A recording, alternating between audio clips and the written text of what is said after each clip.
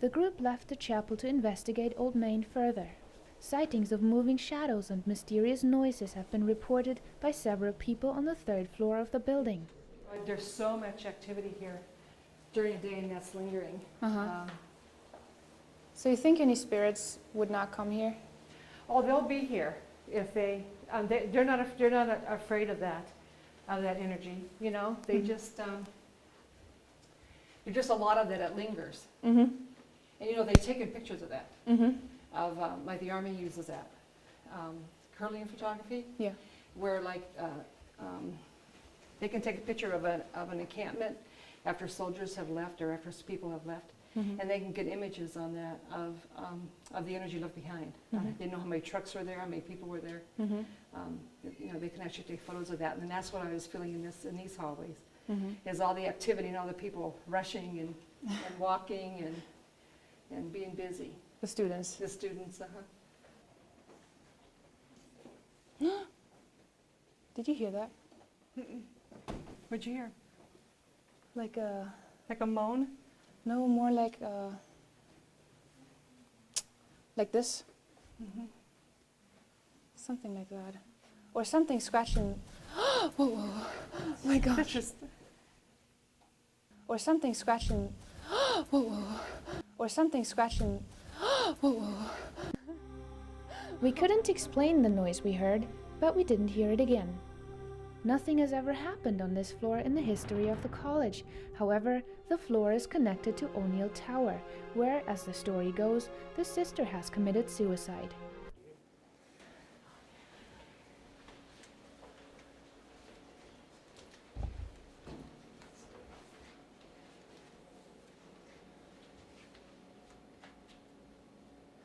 Everybody's looking at me. Oh my gosh. Did that just close by itself? I think so.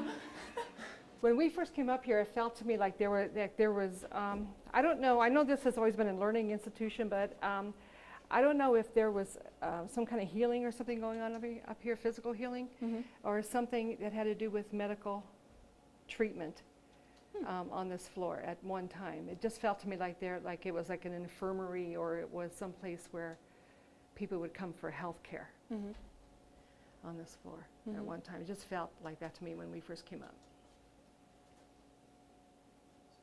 So you mean they brought in sick people also? Maybe if the sisters were ill, maybe this was the floor they came to for treatment. It just felt like there was some kind of treatment going on here at some time, some point in time. Do you feel like anybody lived here? In one section, in one area for a brief time, but it wasn't for very long, I don't think. I mean, in the whole history of Mercyhurst, I don't think it was like a very long time that someone lived here. But I really felt that people came to this floor for some kind of treatment also. Okay. I think certainly the possibility of, I don't know whether we'd use the word ghosts, but certainly the spirit world is something that we don't know about. I don't know that we would necessarily say we've had a lot of experiences with that, but I think the possibility of the positive influence, and I suppose in some ways the Bible is filled with the conversation of the evil spirits. I suppose we spend time thinking about the influences, negative influences that may be present.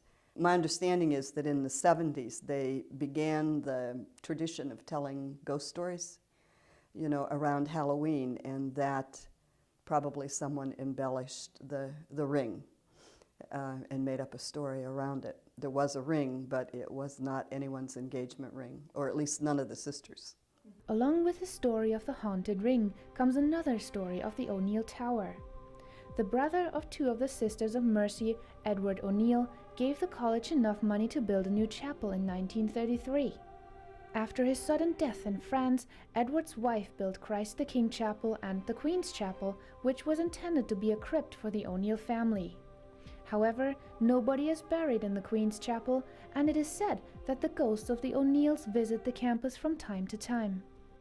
Every year the Ambassadors Club takes a picture in front of the tower, But in 2004, something strange happened. In 2004, we had, of course, they were out there getting their picture taken, their group ambassador photo taken, and there was an ambassador named Brian. He was in the back row. Well, we get the proofs back. We're looking at the proofs. Brian, this Brian ambassador is not in the picture, but you could see in the picture, it's like an orb, I guess you could say, so to speak, and there is a person in that picture, but he's blonde-haired, is lighter-haired, and Brian had really dark hair. There's proofs before that picture and proofs after that picture, and Brian is in those pictures. So how this one came about, we don't know. But even still, even in the pictures that Brian was in, you could see like there was like an orb around him. So that presence was still there regardless, even though he actually showed up in the one picture and not the other ones. The picture of the ghost was shown to several mediums, and they all said that this is an actual spirit. A staff member of the college said that the person looks very much like Edward O'Neill. You know, I think it's unfortunate that Halloween has been connected with the satanic or with the world of the evil spirits, because originally it was Hallow or Halloween meant All Hallows Eve, and Hallows referred to the saints.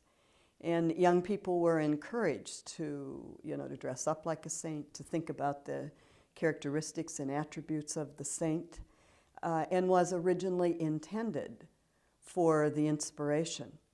But eventually then it moved into the evil spirits and the devil, and has been carried to the extreme by some people. What we've done in today's world is go to the extreme, and there are many people who say Halloween is not a good holiday to celebrate. But I think there's always room for the creative imagination. Again, I think it needs to be moved in a positive direction, and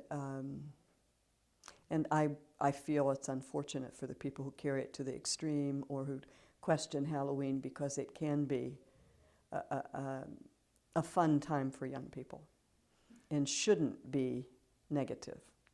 What we found in the chapel in Old Main did not significantly prove if there is spiritual activity or not. However, the story of the haunted ring is still told every year, especially around Halloween. And who knows when the figure of the nun will be seen again in Old Main. Until then, the college has a lot more ghost stories to tell.